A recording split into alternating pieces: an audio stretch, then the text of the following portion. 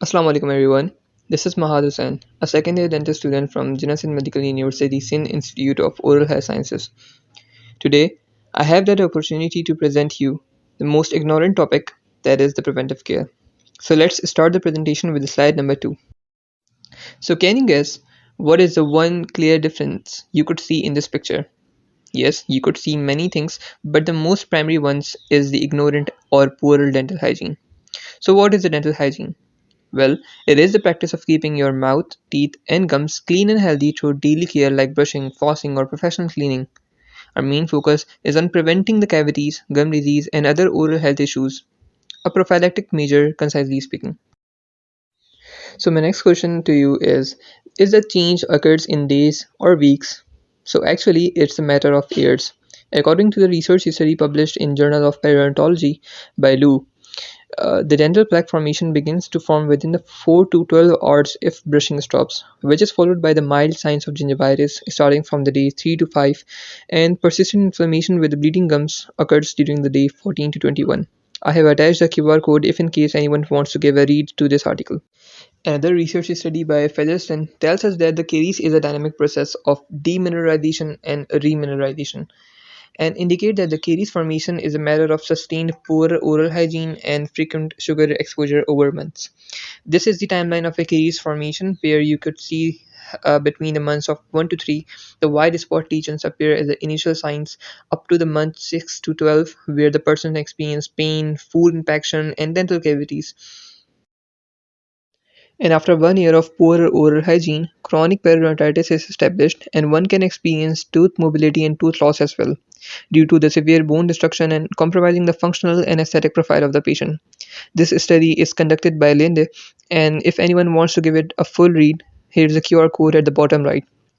But the most alarming thing is that it is not just the matter of one or two people on the earth, it is an issue faced by 3.7 billion people worldwide.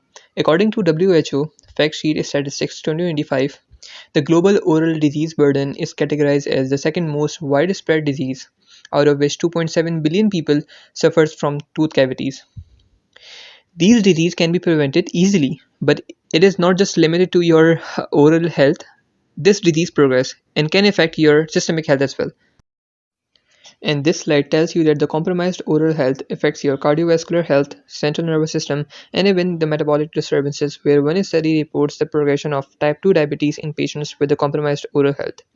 By scanning the QR code, you will be directed to the drive where I have compiled all the research articles related to the findings of poor oral health and its links with the systemic health.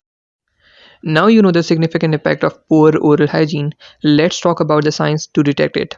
First, you can see the visible plaque and calculus formation, gingival redness and swelling, bleeding gums when brushing. It is recommended to visit dentist for the professional cleaning, as at this stage the disease is reversible. One can also experience bad breath, white spot lesions, cavities, and gingival recession as well. And if the disease progresses, you can experience mobility. And all these signs and symptoms can be prevented by following these simple yet effective hygiene tips. These 8 habits are recommended by American Dental Association. I have also attached some statistics to amplify the need to adopt these habits, and this research analytics indicates that only 58% of the adults use toothbrush as their primary cleaning device in Karachi. So, to conclude my presentation, I would emphasize that the prevention is predictable, measurable, and personal. By adopting simple oral hygiene practices, we can reduce the oral hygiene burden in Pakistan, and these can be emphasized via community engagement and awareness programs. Because prevention is always better than cure, especially when cure costs more than health. Thank you so much for listening to this presentation. I hope you really like it.